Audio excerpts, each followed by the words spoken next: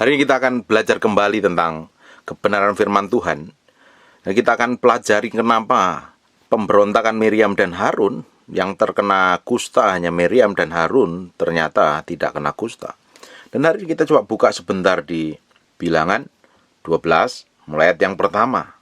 Pemberontakan Miriam dan Harun. Miriam serta Harun mengatai Musa berkenaan dengan perempuan Kus yang diambilnya, sebab memang ia telah mengambil seorang perempuan Kus. Kata mereka, sungguhkah Tuhan berfirman dengan perantaraan Musa saja? Bukankah dengan perantaraan kita juga ia berfirman? Dia pikir Tuhan hanya ngomong lewat Musa saja, padahal Tuhan juga ngomong sama Miriam. Dia ngomong begitu, nantang begitu. Tapi apa yang terjadi? Bukankah dengan perantaraan kita juga ia berfirman, dan kedengarlah hal itu kepada Tuhan. Dia ngomong dengan kakaknya bahwa Musa adik kita udah ngambil perempuan, dan ternyata omongannya itu didengar Tuhan. Apa yang terjadi? Ayat yang ketiga, adapun Musa ialah seorang yang sangat lembut hatinya, lebih dari setiap manusia yang di atas muka bumi ini. Bapak Ibu mesti doain saya supaya saya memiliki hati yang seperti Musa. Dan saya berdoa juga Bapak Ibu memiliki hati yang seperti Musa. Nah, ayat yang keempat, lalu berfirmanlah Tuhan dengan tiba-tiba kepada Musa, Harun dan Miriam, keluarlah kamu bertiga ke kemah pertemuan. Maka keluarlah mereka bertiga. Lalu turunlah Tuhan dalam tiang awan dan berdiri di pintu kemah itu, lalu manggil Harun dan Miriam. Maka tampillah mereka berdua. Tuhan langsung panggil mereka mendadak. Ada hal yang urgent, ada hal yang penting. Lalu berfirmanlah, iya, dengan firmanku ini, jika di antara kamu ada seorang nabi, maka akulah yang menyatakan diriku kepadanya dalam penglihatan. Makanya kalau ada orang ngaku nabi, dia harus dapat pernyataan dari Tuhan, bukan dari dirinya sendiri. Toh seandainya dia ngomong pun nggak boleh sembarangan. Kalau enggak, nanti dia berurusan dengan Tuhan. Ya, aku berbicara dengan dia dalam mimpi. Bukan demikian hambaku Musa, seorang yang setia dalam segenap rumahku. Berhadap-hadapan aku berbicara dengan dia terus terang, bukan dengan teka-teki. Dan ia pun memandang rupa Tuhan, maka kamu tidak takut mengetahui hambaku Musa ini. Kalau dilihat ya, kita sampai ayat sini dulu. Kalau kita lihat bahwa Musa ini memang ambil perempuan yang bukan keturunan orang Israel. Dan menurut adat istiadat Yahudi itu dilarang. Tetapi wajar kalau kakaknya sama enciknya itu ngomong peringatin Musa. Tetapi apa yang terjadi? Tuhan turun tangan. Karena ada yang nggak benar di dalamnya. Makanya ayat ini berbicara begini. Berhadap-hadapan aku berbicara dengan dia terus terang, bukan dengan teka-teki. Dan ia memandang rupa Tuhan. Mengapakah kamu tidak takut mengatai hambaku Musa? Hari ini orang ngomongin pendeta itu seenak perutnya sendiri. Ngomongin hamba Tuhan semaunya sendiri. Dia tidak pernah berpikir bahwa hamba Tuhan itu memiliki pengalaman pribadi dengan Tuhan yang orang lain kadang tidak alami. Saya sebagai hamba Tuhan pun hati-hati tidak mau ngomongin orang, nggak mau caci maki pendeta yang lain. Kalau ada pendeta yang lain salah ya, kalau sangat urgent sekali, kalau kenal ya ditemuin 4 mata, kalau nggak didoakan saja. Tapi ada orang-orang tertentu ngecap pendeta ini sesat, ngecap pendeta itu sesat, dipikir dia paling benar sendiri. Dia nggak tahu. Bahkan ini Harun dan Miriam ini orang yang diurapin Tuhan, nabi dua-duanya, imam besar lagi. Tapi yang dikatakan adalah Musa. Musa adalah orang yang memiliki otoritas tertinggi di dalam pelayanan waktu itu.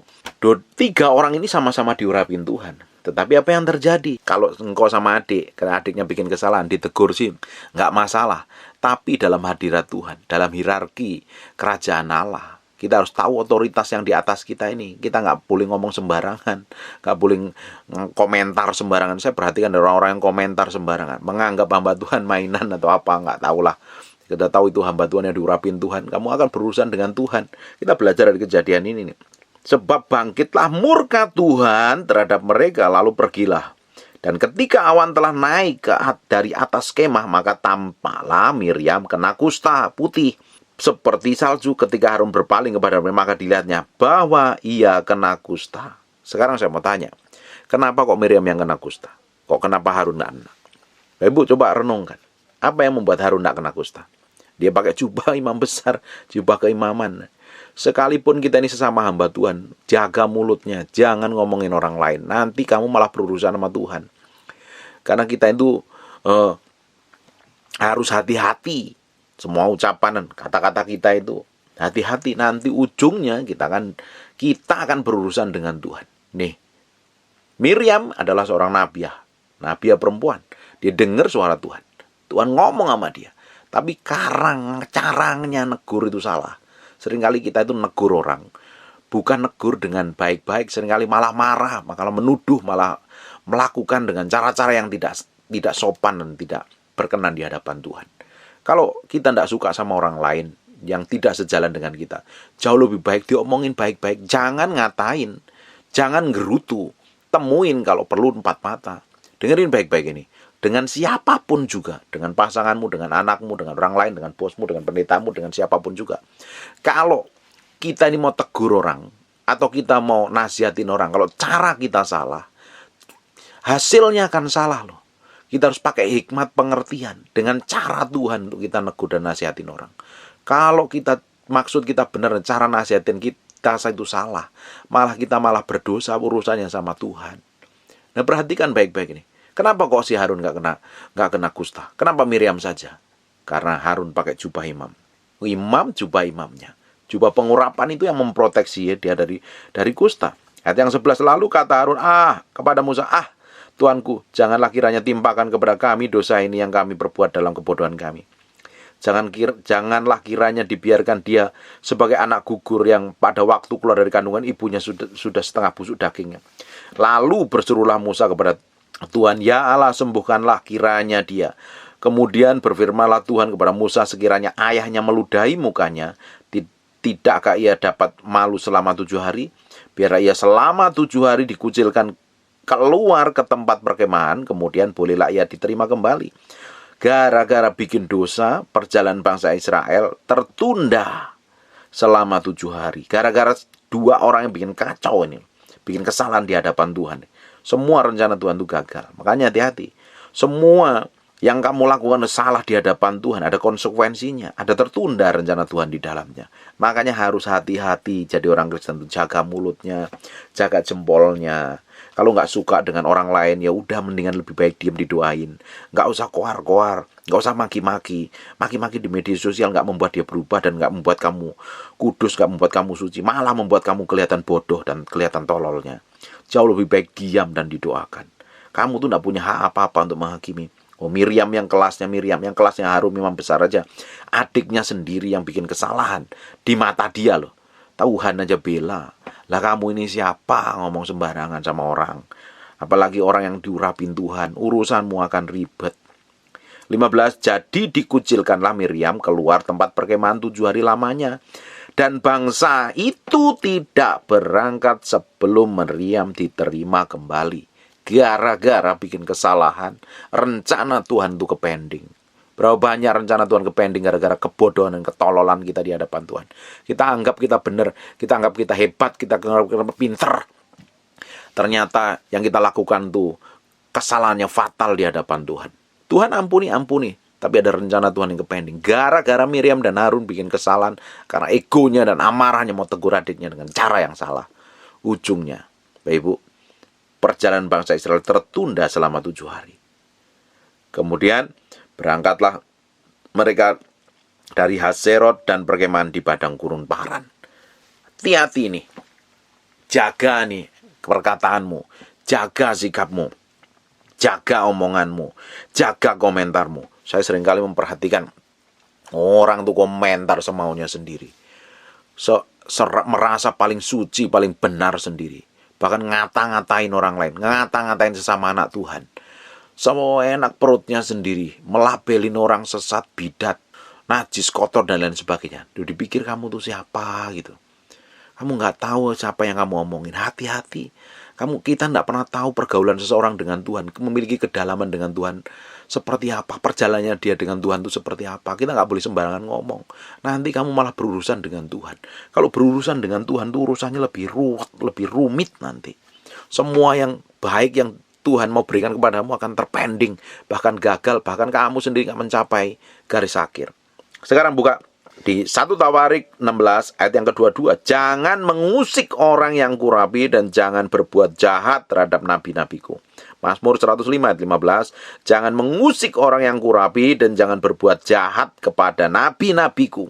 Ini di ayat ini ngomong 2 kali, berarti itu artinya penting sekali. Kita belajar dari apa yang terjadi pada Musa.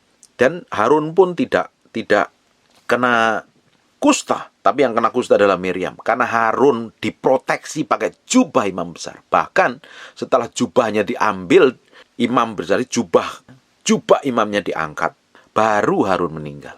Ada proteksi Tuhan.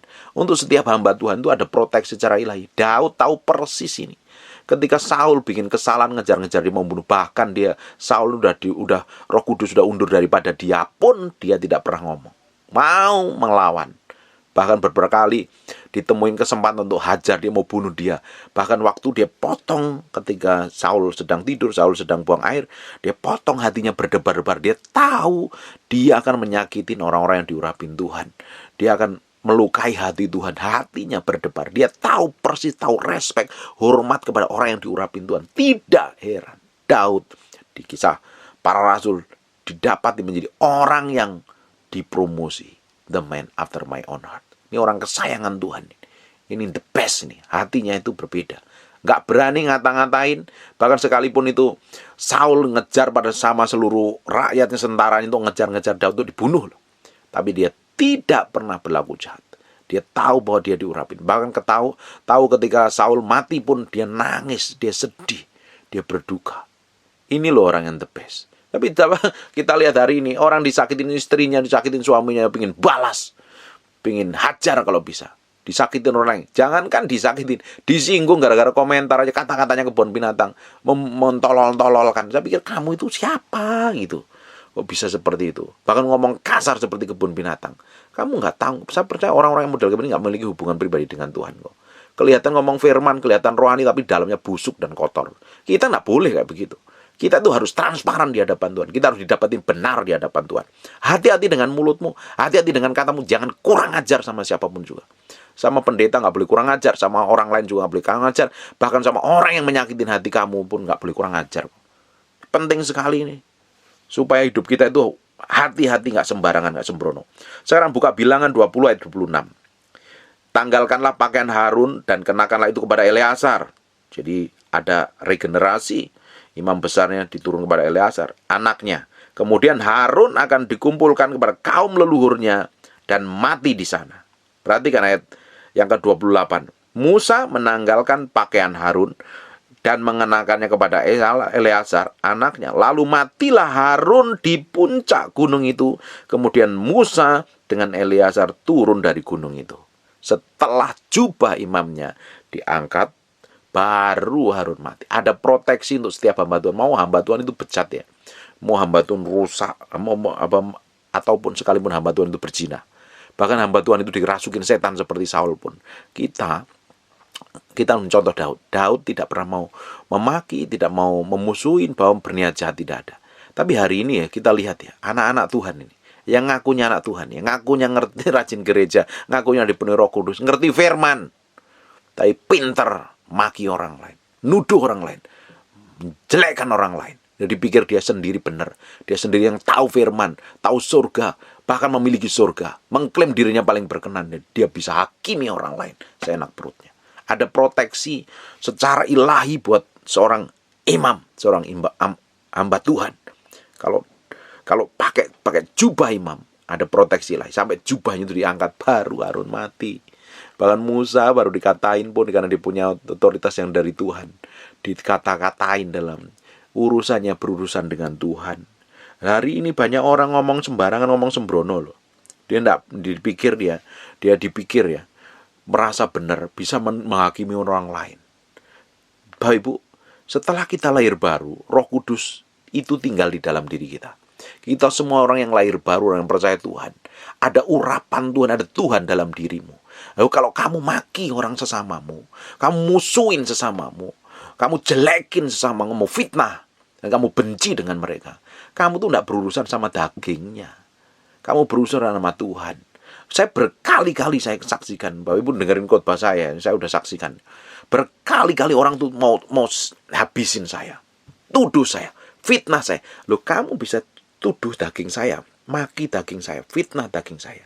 Dispeter guntur yang secara daging ini bisa dimaki-maki, masih punya kelemahan dan lain sebagainya. Waktu saya diam, saya nggak melawan, saya menyerahkan semuanya di hadapan Tuhan. Tuhan yang di dalam saya akan membela kita. Makanya ada Alkitab ngomong di Matius pasal yang kelima ayat 43. Karena kamu telah mendengar firman, kasihilah sesamamu dan bencilah musuhmu. Tapi ayat yang keempat, tetapi aku berkata kepadamu, kasihilah musuhmu dan berdoalah bagi mereka yang menganiaya kamu. Kenapa kok kita disuruh mendoakan orang yang menganiaya kita? Kenapa kok disuruh memberkati orang yang membenci kita? Kenapa sih? Kalau kita berkati supaya seperti Musa mendoakan Miriam, jangan sampai ada mereka kena murka Tuhan. Justru kita berdoa supaya mereka diselamatkan. Makanya hati-hati, mulutmu itu ada urapannya, ada kuasanya. Apalagi kalau kamu tuh memiliki hubungan kedekatan dengan Tuhan, hati-hati dengan kuasamu. Semakin tinggi seseorang di hadapan Tuhan, memiliki hubungan kedekatan dengan Tuhan, posisinya tinggi dan penting di mata Tuhan, tuh setiap kata-katanya itu memiliki kuasa dan otoritas. Kemarin saya sudah kasih kesaksian. Hari ini ada perang Rusia dengan Ukraina. Kalau hari ini kita ngomong, besok kita bom Rusia lah, biar Ukraina menang lah, kasihanlah dibom-bomi terus. Nggak ada dampak, nggak ada efeknya karena kamu bukan siapa-siapa. Tapi ketika Presiden Amerika Joe Biden ngomong, besok kita akan bom Rusia, itu semua geger. Rusia akan panik, pasti akan mempersiapkan serangan balik dan lain sebagainya. Dolar akan turun, saham akan anjlok, semua perekonomian akan goncang dan lain sebagainya. Karena apa? Yang ngomong punya posisi yang tinggi dan otoritas. Dengarin baik-baik. Kita hari ini adalah orang yang penting buat kerajaan Allah. Kita memiliki kuasa dan otoritas dari tempat maha tinggi. Hati-hati dengan ngomongmu. Ada konsekuensinya dari setiap kata-katamu yang kamu katakan. Nah, kamu merasa benar, tahu firman sedikit merasa hebat, terus ngatain orang semaumu sendiri. Kamu berurusan sama Tuhan. Apalagi orang yang menganiaya, memusuhin kita disuruh memberkati kok. Ya, Lukas 6 ayat 27. Tetapi kepada kamu yang mendengarkan aku berkata, kasihilah musuhmu, berbuatlah baik kepada orang yang membenci kamu. Matius pasal yang ke-5 ayat 46 sampai 48. Apabila kamu mengasihi orang yang mengasihi kamu, apa upahmu? Bukankah pemungut cukai juga berbuat demikian? Dan apabila kamu hanya memberi salam kepada saudaramu saja, apakah lebih baik daripada perbuatan orang lain? Bukankah orang yang tidak mengenal Allah pun berbuat demikian? Karena itu haruslah kamu sempurna, Bapamu seperti Bapamu di surga adalah sempurna juga. Dengan baik-baik. Kalau ada orang benci sama kita, kita ikut benci. Kalau orang baik, kita baik. Orang dunia bisa lakukan. Justru karena kita ini anak Tuhan, kita orang yang diurapin Tuhan. Ketika ada orang membenci kita, kita mengasihi, kita memberkatin mereka. Nggak ada bebas kepahitan, bebas sakit hati. Semakin kamu dianiaya, ditekan, difitnah, dituduh, dan kamu tetap melakukan setiap yang benar, kamu diam dalam hadirat Tuhan yang akan menjadi pembelamu. Tuhan yang akan berperang menggantikan hidupmu. Tapi beda dengan orang-orang yang coba membela dirinya sendiri. Dia pikir dia benar, dia pikir bisa memiliki kuasa dan otoritas, lakukan sendiri. Dan ujungnya Tuhan nggak akan bekerja, orang kamu dapat pembelaan atas dirimu sendiri kok. Di Ulangan pasal yang ketiga 22. Jangan takut kepada mereka, sebab Tuhan Allahmu dialah yang berperang untukmu. Kita izinkan Tuhan. Waktu kita berdoa untuk orang yang menganiaya kita, untuk orang yang membenci kita, atau orang yang memusuhin kita, dan kita berdoa buat mereka, mereka sebenarnya sedang dihindarkan dari murka Tuhan, karena Tuhan pasti membela kita. Supaya mereka itu dapat keselamatan, artinya kita doain orang yang membenci kita, yang ngeselin kita itu. Tapi kalau kamu ini malah benci, kamu mengizinkan mereka itu binasa malahan. Karena kita harus melakukan hal yang berbeda. Kita kan dipanggil untuk jadi berkat. Kita itu dipanggil untuk menjadi pembawa kabar keselamatan, berita baik. Tapi kalau waktu kamu mengalami dianiaya, dituduh, difitnah, diperlakukan buruk, dan kamu pengen lawan, kamu pengen balas, kamu tidak jauh beda dengan orang dunia. Justru kita harus mengampuni. Nggak enak, Pak. Lakukan terus. Saya sudah berikan kesaksian berkali-kali. Saya diperlakukan buruk satu hari. Karena ada teman saya waktu saya masih main IT waktu itu, dia ambil barang atas nama saya. Karena saya nggak pegang barangnya, saya nggak harus membayar. Bagaimana orang bayar utang orang yang ngambil barang itu adalah orang lain. Dan saya ternyata diuber-uber ditagi-tagi. Saya bilang saya itu nggak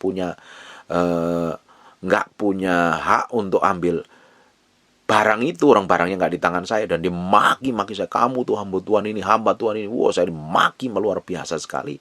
Dan hanya diam, saya diam. Saya waktu itu malah saya ajak ke rumahnya untuk ngambil barang yang diambilnya itu. Supaya kejadian nggak berlarut-larut, ternyata dia nggak mau. Dan dia malah marah-marah. Dan saya diam saja, saya nggak bela diri. Saya doain sama Tuhan. Karena dia makinya udah keterlaluan. Dan apa yang terjadi? Hasilnya mengerikan. Saya nggak perlu ceritain. Pokoknya hasilnya itu lebih mengerikan. Berpuluh-puluh kali lipat dari harga yang barang yang diambil teman saya. Dia harus keluarkan untuk membiayain hidupnya untuk operasi di rumah sakit. Bukan berarti saya itu bangga dan senang melihat kejadian itu. Justru saya belajar bagaimana saya harus berhati-hati. Hidup nggak serampangan, nggak sembrono. Nggak sekali, 2 kali kejadian seperti itu. Saya pernah ceritakan kejadian ini. Bapak Ibu nanti searching di Google di tahun 2003 itu ada kejadian pembunuhan. Suami bunuh 2 orang anaknya dan istrinya, dan sendiri mau bunuh diri. Dan itu kejadiannya di Cawangan, Depok, di Desa Bedahan. Ini tempat rumah doa di mana saya pertama kali datang ke Jakarta. Saya nggak ada siapa-siapa yang saya kenal, dan saya datang ke sana di guru saya, dosen saya belajar di sana, dan saya berdoa terus, puasa terus, kerjaannya itu selama hampir 2-3 tahun kalau nggak salah. Ya ada pelayanan sedikit-sedikit, saya doa puasa di sana. Dan di sana tinggal ada adik dosen saya itu, dan malah dia tuduh saya yang tidak. Woi, saya dipermalukan luar biasa. Saya diam saja. Saya nggak bela diri, saya doain mereka.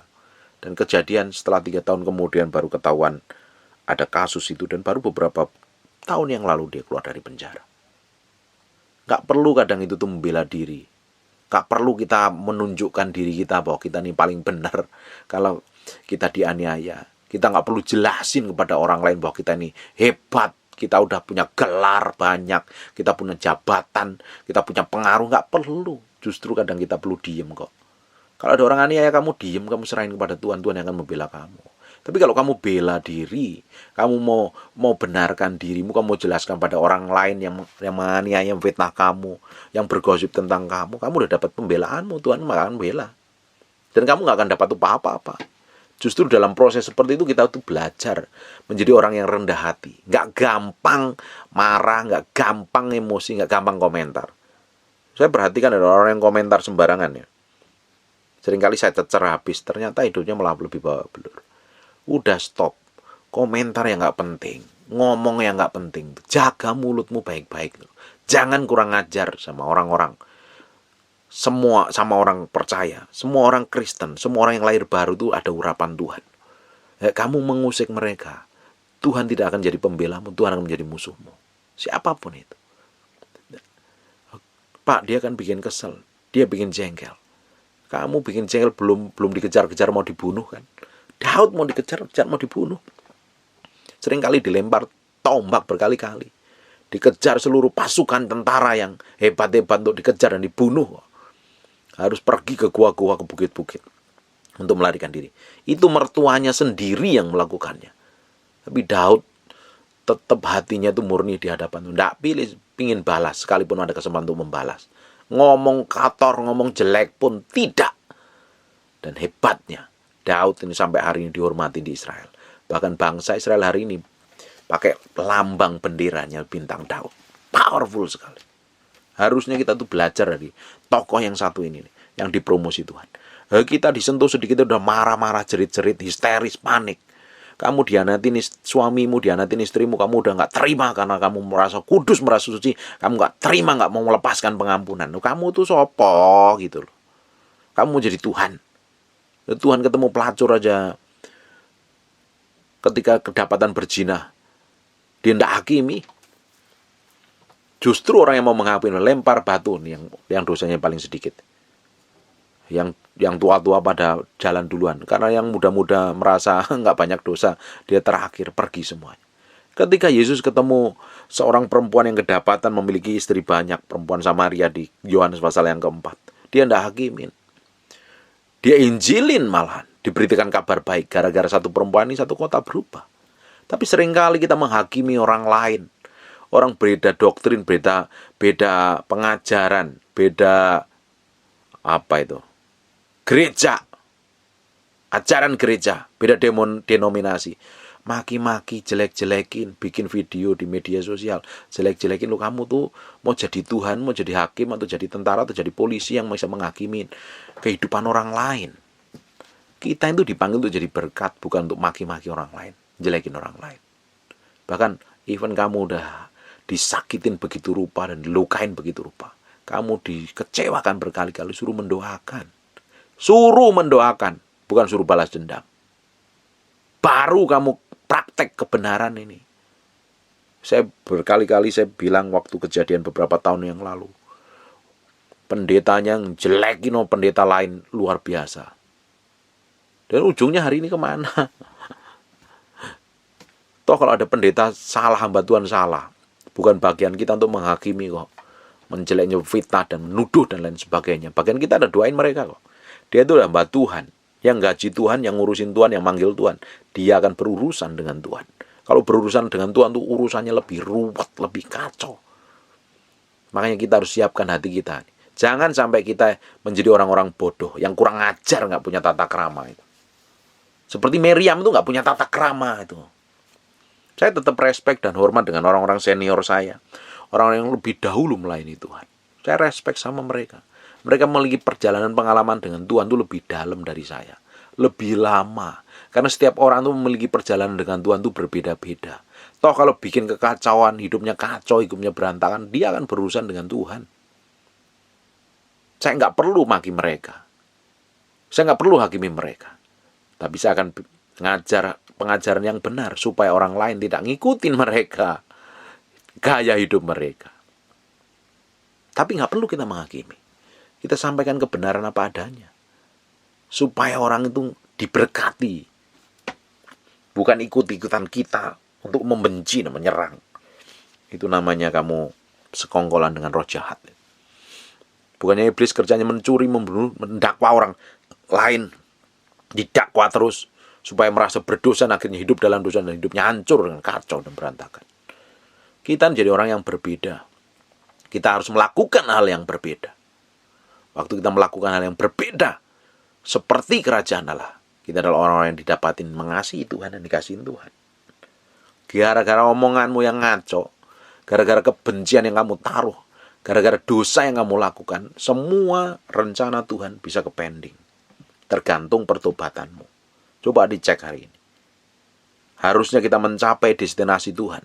Tapi karena kebodohan kita, ketidakmengertian kita bikin kesalahan dan gak mau berubah. Akhirnya apa? Sampai hari ini belum mencapai destinasi Tuhan.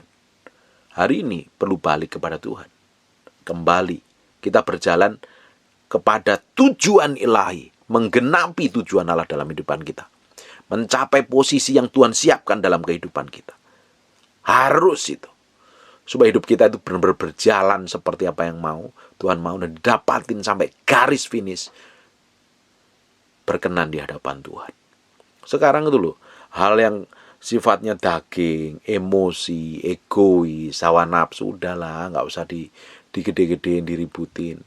Ini udah waktu akhir zaman di mana Tuhan akan beracara dengan caranya yang dahsyat. Tuhan akan bekerja dengan caranya yang ajaib. Tuhan akan mencari orang yang setia, bersungguh hati kepada Dia. Lalu terus kamu kerjaannya ribut, gegeran, pingin pamer, pingin kelihatan di muka umum bahwa kamu pintar, kamu hebat. Tapi dalam hidupmu kamu kacau dan berantakan, dalam keluargamu kamu kacau dan berantakan. Ya tidak ada nilainya di hadapan Tuhan. Orang yang kita kejar adalah hidup berkenan di hadapan Tuhan. Hati-hati dengan sikap hatimu. Ngomong-ngomong, berduaan, ngomong-ngomong, jelekin orang yang diurapin Tuhan. Istrimu yang cintakan Tuhan, yang kelihatan gak pelayanan, tapi dia rajin berdoa, nyembah Tuhan. Dia adalah orang yang diurapin Tuhan. Kamu gak memiliki jabatan pelayanan apapun di gereja, tapi kamu hatimu tuh nempel kepada Tuhan. Mengasihi Tuhan. Dan memiliki kedalaman dengan Tuhan. Kamu juga orang yang diurapin Tuhan. Tidak heran ketika ada orang menganiaya kamu gak boleh membalas. Kamu suruh doain supaya dia gak kena hukuman. Justru kita mendoain supaya dia gak dihukumin Tuhan. supaya didapat belas kasihan Tuhan dan bertobat hatinya. Karena setiap orang yang musuhin kita, ngata-ngatain kita, ngomong sembarangan kepada kita, kita diam di hadapan Tuhan aja, serahin ke Tuhan. Tuhan akan berperkara. Dia tidak pernah tahu bahwa dia adalah mengusik orang yang diurapin Tuhan. Dengerin baik-baik. Seringkali setan bikin kamu lupa diri bahwa kamu orang diurapin Tuhan. Dan hari ini kamu mesti sadar bahwa hidupmu adalah orang yang diurapin Tuhan. Karena ada Roh Kudus yang tinggal di dalam hatimu mulai hari ini. Waktu kau lahir baru, Roh Kudus tinggal di dalam hatimu. Dan sampai hari ini Roh Kudus tinggal di dalam hatimu. Bahwa kamu adalah orang diurapin Tuhan. Orang yang dikasihin Tuhan. Harusnya hidup, perkataan, sikap, dan perbuatanmu mencerminkan orang yang diurapin Tuhan. Bangsawan kerajaan Allah. Kalau kamu orang yang dipilih Tuhan, diurapin Tuhan, dikasihin Tuhan, harusnya kelakuan, sikap, dan perbuatanmu berbeda dong. Tapi pada kenyataannya banyak orang Kristen tidak menunjukkan bahwa sikap dan perbuatannya seperti Tuhan. Malah memalukan. Lebih jahat daripada orang dunia. Saya lihat beberapa orang ribut gegeran gara-gara doktrin, pengajaran. Merasa dirinya paling benar. Merasa dirinya paling hebat. Merasa dirinya yang paling pakai Tuhan. Merasa dirinya berhak untuk menilai dan menghakimi orang lain. Kita ini masih makan bakmi yang suka makan daging babi, artinya kita sama manusia. Posisinya sama di hadapan Allah. Dan kita tidak punya hak untuk menghakimi orang lain. Bagian kita bukan untuk menghakimi orang lain. Bagian kita adalah menghidupin kebenaran firman menjadi berkat bagi banyak orang. Amin. Oh, kamu kesel sama pasanganmu aja. Saya kesel sama orang lain aja nggak boleh kok. Supaya iblis nggak ambil keuntungan di dalamnya. Kalau kamu kesel, nggak boleh sampai matahari terbit. Kalau keselnya malam, kalau keselnya siang nggak boleh sampai matahari terbenam. Artinya harus beres, hati ini murni, kudus. Tapi yang herannya banyak orang bertahun-tahun hidup dengan kepahitan, luka batin dan sakit hati. Dipikir hidupnya berkenan di hadapan Tuhan, nggak taunya malah digagain setan. Kita harus koreksi sampai kedalaman hati kita ini. Mulut jangan dipakai sembarangan. Media sosial jangan dipakai sembarangan. Hari ini kamu bisa ngomong sembarangan loh. Ngomong ngawur, ngomong ngaco. Pakai hakmu begitu rupa. Dan merasa benar sendiri. Merasa hebat sendiri. Makanya kita harus belajar memurnikan hati kita ini sepenuhnya di hadapan Tuhan. Izinkan Tuhan mengkoreksi sampai ke kedalaman hati kita. Yang terdalam. Supaya hati kita ini gak melenceng dari jalur Tuhan. Maunya Tuhan. Dan kita didapatin berkenan di hadapan Tuhan. Matius pasal yang ke-12 ayat yang ke-36. Tetapi aku berkata kepadamu, setiap kata sia-sia yang diucapkan orang, apapun kata itu, diucapkan olehnya, harus dipertanggungjawabkan pada hari penghakiman.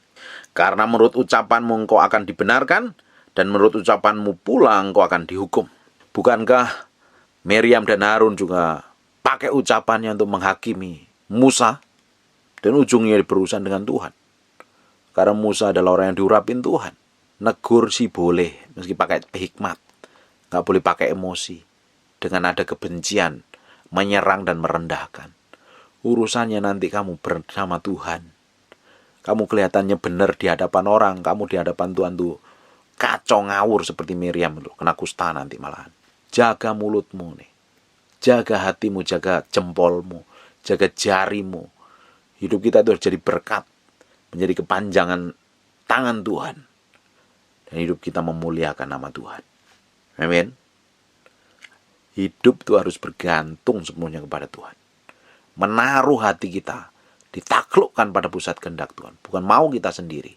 Seringkali ketika orang marah menuduh kita, memperlakukan buruk kepada kita. Dan kita diam dan izinkan Tuhan membela kita. Pembelaannya itu jauh lebih powerful. Lebih dahsyat. Dan Tuhan melakukan hal seperti itu berkali-kali. Kedahsyatannya powerful sekali. Kita harus banyak diam, mengendalikan diri dengan baik, menguasai diri dengan baik. Amin. Jangan jadi orang kurang ajar itu. Ngomong sembarangan.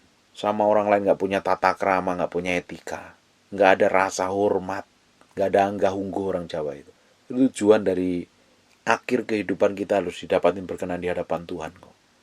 Dan selama kita di bumi ini kita belajar berkenan, melakukan yang terbaik untuk Tuhan. Kalau orang itu belajar melakukan yang terbaik untuk Tuhan, dia pasti hidupnya itu hati-hati, nggak mau nyakitin, melukai orang lain. Ya, selama kita tinggal di bumi, kita tidak bisa terluput dari gesekan dengan satu dengan yang lainnya. Bisa saja itu orang lain perlakuan buruk, bahkan orang yang kita cintai, kita kasih, yang tinggal bareng dengan kita seringkali memperlakukan buruk. Tapi sikap hati kita itu harus benar di hadapan Tuhan. Sikap hati kita harus benar-benar seperti yang Tuhan mau. Bukan ngaco dan ngawur, kedagingan. Kita harus tahu menghormatin Roh Kudus yang tinggal pada setiap pribadi orang. Seringkali kita maki orang lain, kita tuduh orang lain, kita fitnah orang lain. Dan ketika orang itu diam di hadapan Tuhan, Tuhan yang mengurapin dia, Tuhan yang menyertai dia, yang membela, justru kita akan berurusan lebih ruwet urusannya. Bapak Ibu bisa sakitin saya, bisa tempeleng, bisa hajar Peter Guntur secara fisik, bisa fitnah, bisa tuduh, diperlakukan apapun juga. Daging tetap daging, tapi Tuhan yang di dalam saya belum tentu terima. Makanya kita disuruh mendoain orang yang membenci kita, suruh memberkati mereka, supaya jangan kejadian Miriam itu terjadi lagi. Supaya setiap orang kenal kebenaran. Bapak Ibu, hati-hati dengan apa yang kamu katakan. Kayak mau obrolnya, mau gosipin. Karena setiap orang memiliki perjalanan dengan Tuhan yang berbeda. Musa memiliki perjalanan kedalaman dengan Tuhan. Bahkan dia bisa melihat Tuhan dengan muka. Perjalanan dengan Tuhan itu berbeda. Setiap hamba Tuhan memiliki perjalanan dengan Tuhan itu berbeda. Toh pun sekalipun ada hamba Tuhan yang jatuh dari dosa, kita pun juga harus hati-hati, nggak boleh ngomong sembarangan. Belajar dari Saul. Ketika Roh Kudus undur daripada Saul, dirasukin roh jahat. Dia berlaku jahat sekali sama Daud. Dan Daud tetap respect dan hormat pada orang ini. The best yang dia lakukan. Di ujung hidup Daud, menjadi orang kesayangan Tuhan. Menjadi orang yang dipakai Tuhan. Menjadi orang yang diberkatin Tuhan. Luar biasa. Hidupmu mau diberkatin atau terima kutuk? Harusnya engkau pilih berkat daripada kutuk. Didapatin berkenan sampai garis akhir. Tidak ada perjalanan yang terpending dan tertunda gara-gara kebodohan dan kesalahan. Roh Kudus yang tinggal di dalam diri kita akan memproteksi, yang berperang, menggantikan kita. Gak perlu takut kamu tuh harga dirimu hilang ketika direndahkan orang lain. Gak perlu bela diri. Kalau ada Tuhan di dalam dirimu, Tuhan akan promosi kamu, Tuhan akan tinggikan kamu.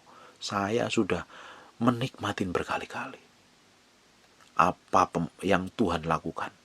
Pembelaan Tuhan yang luar biasa sekali. Kalau kamu difitnah, dituduh, dicaci maki, diselingkuhin, dihianati, belajar menaruh hati sepenuhnya kepada Tuhan. Taruh hatimu sepenuhnya pada Tuhan, biar Tuhan yang berperang menggantikan kamu. Tuhan lakukan pembelaan. Gak usah cerewet, gak usah bawel, gak usah ngomel, gak usah gerutu. Taruh mulut, tangan, jari dan hidupmu dalam hadirat Tuhan. Berserah dan diam tinggal dalam hadiratnya. Nunggu Tuhan bekerja, nunggu Tuhan bergerak, tunggu Tuhan beri komando baru kita jalan. Ujungnya pasti powerful sekali. Amin. Memiliki kedalaman dengan Tuhan. Jangan jadi Kristen yang cetek, yang dangkal, yang gak ngerti apa-apa. Ngerti firman kagak, hidupnya malah kacau dan berantakan. Miliki perjalanan dengan Tuhan yang dalam. Kenal sampai kedalaman hatinya, detak jantungnya, masuk ke dalam dimensi kedalaman dengan Tuhan. Di situ kamu akan belajar mati daging, diremukkan, dipromosi dan diberkatin Tuhan. belajar mengendalikan dirimu dengan baik. Tidak ada cara pengendalian yang baik kecuali kamu diam dalam hadirat Tuhan. Miliki pergaulan dengan Tuhan. Saya itu nggak yakin orang yang ngerti firman, terus memiliki hubungan yang dalam dengan Tuhan, tapi hidupnya itu kacau dan berantakan, mulutnya kasar, sikapnya berangasan, kayak orang dunia, itu nggak mungkin itu. Orang yang kenal Tuhan memiliki kedalaman dengan Tuhan, memiliki keintiman dengan Tuhan yang dalam. Hidupnya pasti diubahkan, dibawa semakin hari semakin mengasihi dan mencintai Tuhan, masuk dalam dimensi kedalaman yang dalam sekali dengan Tuhan. Tapi kalau hari ini masih kerjaannya ribut, gegeran, berantem, sakit hati, nangis-nangisan, kepahitan, artinya engkau tidak pernah memiliki hubungan kedalaman dengan Tuhan. Waktunya hari ini bangun keintiman yang dalam dengan Tuhan. Kamu akan kenal isi hatinya, kamu kenal jalan-jalannya, kamu kenal maunya, bahkan kamu bisa kenal detak jantung Tuhan. Kita bisa berjalan seritme, seirama dengan Roh Kudus. Baru hidup kita memiliki dampak yang powerful dan dahsyat. Amin. Saya berdoa apa yang saya sampaikan masuk ke kedalaman hati, dan hidup kita semakin hari semakin berkenan di hadapan Tuhan. Amin. God bless you.